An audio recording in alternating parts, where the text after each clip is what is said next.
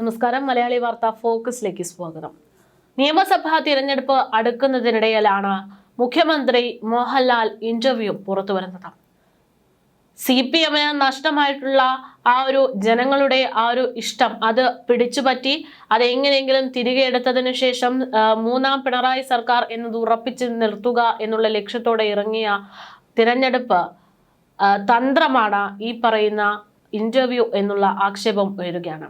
മുഖ്യമന്ത്രിയുടെ മുഖം നോക്കാൻ പോലും ജനങ്ങൾക്ക് മടിയാകുന്ന സാഹചര്യത്തിൽ ഇനി ആകെയുള്ള മാർഗം എന്ന് പറയുന്നത് ഇത്തരത്തിൽ മോഹൻലാലിനെ മുൻനിർത്തിക്കൊണ്ടുള്ള ഒരു പൊറോട്ട് നാടകമാകുമ്പോൾ അതൊരു പക്ഷേ വിജയിച്ചേക്കാം എന്നുള്ളതാണ് ഈ കഴിഞ്ഞ ദിവസം കണ്ടതെന്നുള്ള ആക്ഷേപങ്ങൾ ഉയരുന്നു. BJP നേതാക്കന്മാരടക്കം ഗുരുതരമായിട്ടുള്ള വിഷയങ്ങളാണ് ഇന്റർവ്യൂ പുറത്തു വന്നതോടെ ചൂണ്ടിക്കാണിക്കുന്നത്. മുഖ്യമന്ത്രിയുടെ മുഖം കാണാൻ ജനത്തിന് താല്പര്യമില്ലാത്തത് കൊണ്ട് മോഹൻലാലിനെ ഒപ്പമിരുത്തി അഭിമുഖം നടത്തി മുഖ്യമന്ത്രിക്ക് പറയാനുള്ളത് ജനങ്ങൾക്ക് മുന്നിലേക്ക് എത്തിക്കാനുള്ള ഗതികേടിലേക്ക് എത്തിയിരിക്കുന്നു എന്നാണ് BJP സംസ്ഥാന ജനറൽ സെക്രട്ടറി ശോഭാ സുരേന്ദ്രന്റെ അടക്കം വിമർശനങ്ങൾ. BJPയിൽ ചേർന്ന മഹിളാ കോൺഗ്രസ് മുൻ സംസ്ഥാന ഉപാധ്യക്ഷയും ജില്ലാ പഞ്ചായത്ത് മുൻ അംഗവുമായ R രശ്മിക്ക് കൊട്ടാരക്കരയിൽ നൽകിയ സ്വീകരണ സമ്മേളനത്തിനിടെയാണ് ഇത്തരമൊരു പരാമർശം ശോഭാ സുരേന്ദ്രൻ നടത്തുന്നത്.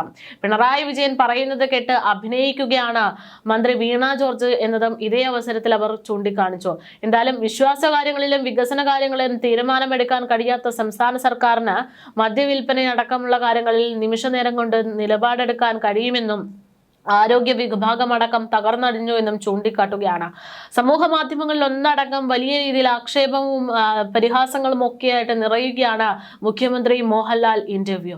മലയാളത്തിലെ പ്രിയതാരം മോഹൻലാൽ മുഖ്യമന്ത്രി പിണറായി വിജയനുമായി നടത്തിയ അഭിമുഖം റിലീസ് ചെയ്തിരിക്കുന്നത് കഴിഞ്ഞ ദിവസം വൈകിട്ടാണ്.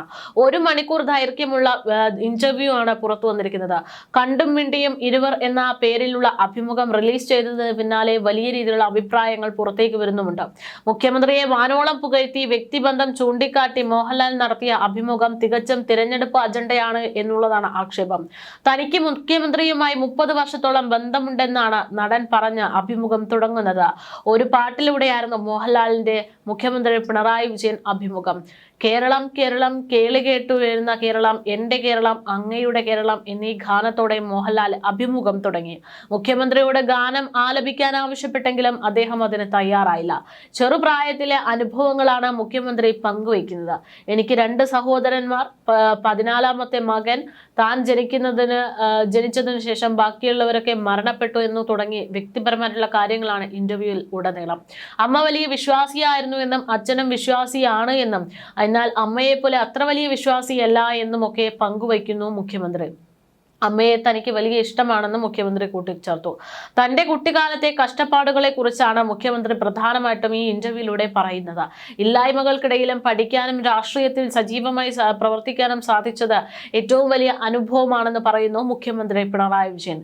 തന്റെ ജീവിതത്തിൽ ഏറ്റവും കൂടുതൽ സ്വാധീനിച്ച വ്യക്തി അമ്മയാണെന്നും അമ്മ നൽകിയ കരുത്താണ് പ്രതിസന്ധികളെ നേരിടാൻ സഹായിച്ചതെന്നും ഓർത്തെടുക്കുകയാണ് മുഖ്യൻ. താൻ ഒരു രജനീകാന്ത് ആരാധകനാണ് എന്ന് മുഖ്യമന്ത്രി പറയുന്നു. അദ്ദേഹത്തിന്റെ സിനിമകൾ കാണാറുണ്ട് എന്നും ആക്ഷൻ സിനിമകളോട് തനിക്ക് കൂടുതൽ താല്പര്യമുണ്ട് എന്നും പറയുന്നു മുഖ്യമന്ത്രി.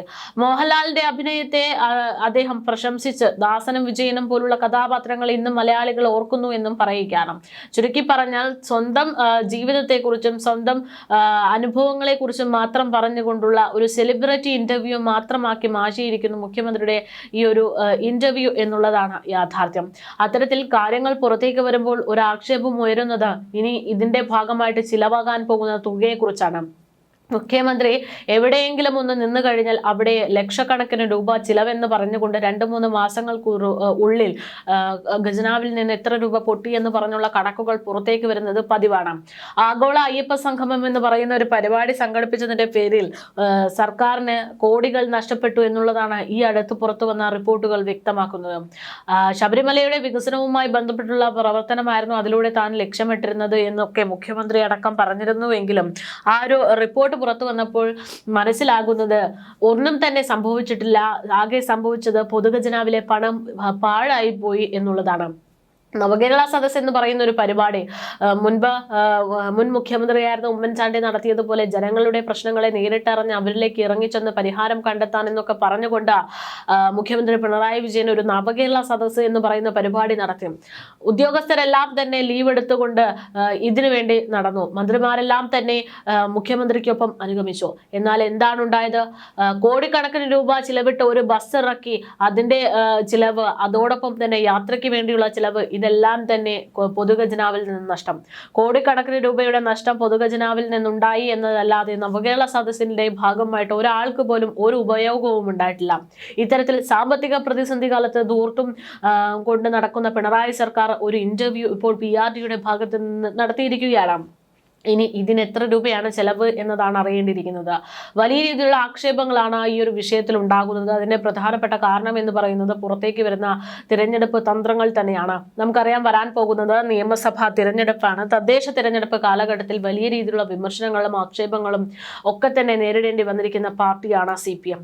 എന്തായാലും ഒരു പരീക്ഷണത്തിനില്ല എന്നത് ഉറച്ചുകൊണ്ട് തന്നെ എങ്ങനെയെങ്കിലും സ്ഥാനമുറപ്പിക്കാനുള്ള പ്രവർത്തനങ്ങൾ മുന്നോട്ട് പോകുന്നതിനിടയിലാണ് ഈ ഒരു ഇന്റർവ്യൂ, അതും മോഹൻലാലുമായിട്ട് ബന്ധപ്പെടുത്തി നടത്തിയത്. പക്ഷേ അതും പണി പാളിയ രീതിയിലേക്കാണ് കാര്യങ്ങൾ പോകുന്നത്.